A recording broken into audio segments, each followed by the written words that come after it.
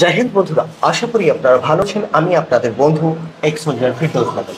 আপনারা হাজির প্রেডিফেন্স একাডেমিতে। বন্ধুরা, প্রেডিফেন্স একাডেমিতে আজকে আমাদের একদম বাড়ির কাছে, অর্থাৎ আমার শৈশব যেখানে সবথেকে বেশি সময় আমি স্কুল লাইফ বা কলেজ লাইফে কেটেছিল। স্কুল লাইফ বললে ছোট করা হবে, আমার কলেজ লাইফ বা ইউনিভার্সিটি লাইফ যেখানে কেটেছিল সেই বারুইপুর থেকে এসেছে। যে বারুইপুর আমাদের সোনারপুর এবং বারুইপুরের মধ্যে ডিস্টেন্স থাকে মাত্র 15 মিনিট বাই ট্রেন। দুটি স্টেশন পরেই আমাদের বারুইপুর আছে। সেখান থেকে একজন পিতা তার বাচ্চাকে নিয়ে এসছে। বাচ্চাটিকে আমি চেক করেছি, ও সর্বত্রভাবে ফিট আছে। ও মেডিকেলি যতদূর দেখেছি আমরা ফিট আছে, মেজারমেন্ট ফিট আছে। তো সর্বপ্রথম আমি স্যারের কাছ থেকে জেনে নেব এবং তারপরে ছেলের কাছ থেকেও জেনে নেব। সর্বপ্রথম ছেলের নামটি আমি জেনে নিচ্ছি। তোমার নাম কি? সমু অধিকারী। আচ্ছা সমু, তোমার বয়স কত? 19+। বাড়ি কোথায়? সোনারপুর। সোনারপুরে। তুমি আমাদের এখানকার ঠিকানাটা কোথা থেকে পেয়েছো? আমি বাবা পেয়েছি। বাবা পেয়েছে। তো তো ঠিক আছে।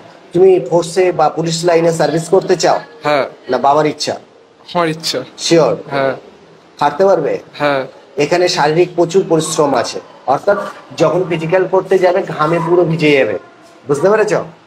এবং সাথে সাথে তোমাকে অনেক বেশি পরিশ্রম করতে হবে। লিখিত পরীক্ষার জন্য খাটতে হবে, অর্থাৎ অনেক কিছু ত্যাগ করতে হবে। এখন ত্যাগ করতে পারলে তুমি সফল হতে পারবে সহজে, বুঝতে পেরেছো? আচ্ছা। আমার সঙ্গে কথা বলি, তাই না? নমস্কার স্যার, ভালো আছেন আপনি? স্যার আপনি আমাদের এই নাম্বারটি কোথা থেকে পেয়েছিলেন? মোবাইল থেকে পেয়েছিলেন। যাই হোক, স্যার আপনি কি করেন? আমি একটা নিজের গাড়ি আছে, সেটাই কিনছি। এখন পরিবারে কে কে আছে? আমরা তিনজনই আছি। মানে ছেলে, আপনি আর আপনার ওয়াইফ। আচ্ছা।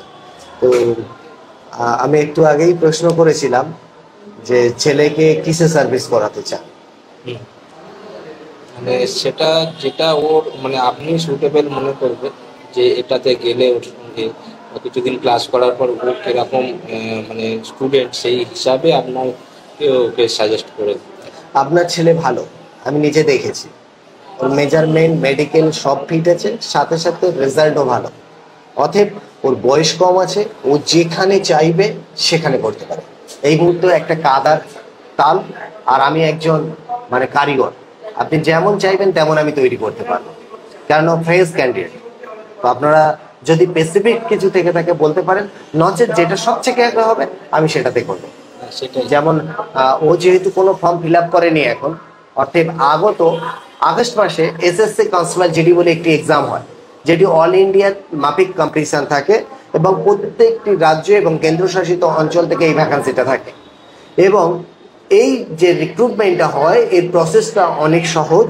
প্রথমে হয় লিখিত পরীক্ষা, সেখানে পাশ করলে হবে ফিজিক্যাল টেস্ট, এবং সে ফিজিক্যালে পাশ করলে তারপরে যারা ভালো নাম্বার তুলবে তাদের হবে মেডিকেল, আর মেডিকেলে যারা পাশ করবে সর্বোচ্চ নাম্বার যাদের থাকবে তারা মেরিট লিস্টে যারা আসবে তারাই পাবে সফল। অর্থাৎ এটা অনেক সহজ, এবং সেন্ট্রাল গভর্নমেন্ট মানে আপনার অনেক বেশি স্যালারি এবং ফ্যামিলির নিশ্চয়তা থাকে, অর্থাৎ মেডিকেল বা হেলথ যেগুলো থাকে সেগুলো সুযোগ সুবিধা থাকে। তো আমি চাইবো ওটিতে বা তার আগে যদি কোনো ভালো জায়গায় এসে যায় আমি করিয়ে দেবো। আবারও বলি, এই বাচ্চা যদি অগ্নিবীরে যেতে চায় ওই দিন 1 থেকে 1.5 মাস যদি আমি একে তৈরি করি সাকসেস হয়ে যাবে। কিন্তু অগ্নিবীরে এখন 4 বছর করে দিয়েছে। সেই জায়গা থেকে দাঁড়িয়ে আপনারা যেটা চাইবেন, আমি চাইবো ওকে প্রথমে পাশ করানো, পাশ করিয়ে ও চাকরিটা পাওয়ার পরে আপনারা সিদ্ধান্ত নেবেন কোনটায় দেবেন আর কোনটায় দেবেন না। যেদিন ও চাকরি পেতে থাকবে সেদিন কিন্তু কনস্ট্যান্ট পেতে থাকবে, কেননা সেদিন ও চাকরির যোগ্য হয়ে যাবে। তো প্রথমত আমার দরকার স্টুডেন্টকে যোগ্য ক্রিয়েট করা, অর্থাৎ যোগ্যতাটাকে ক্রিয়েট করতে হবে। আমরা সঠিক গাইড করব, আর ওর কঠোর পরিশ্রম। চাকরি কোনোদিন কারোর কাছ থেকে কেনা যায় না, চাকরির যোগ্যতার ভিত্তিতেই নিতে হয়। আর আমরা ওকে যোগ্যতা তৈরি করার জন্য আমরা ভর্তি নিয়েছি। আপনার যদি কিছু বলার থাকে আপনি বলতে পারেন একাডেমি সম্পর্কে, যেহেতু আপনি এসেছিলেন। যারা বাইরে থেকে আসবেন বা যারা আমাদের কাছে থেকে আসছে তাদের আপনি কি পরামর্শ দিতে চাইবেন একজন গার্জিয়ান হিসেবে?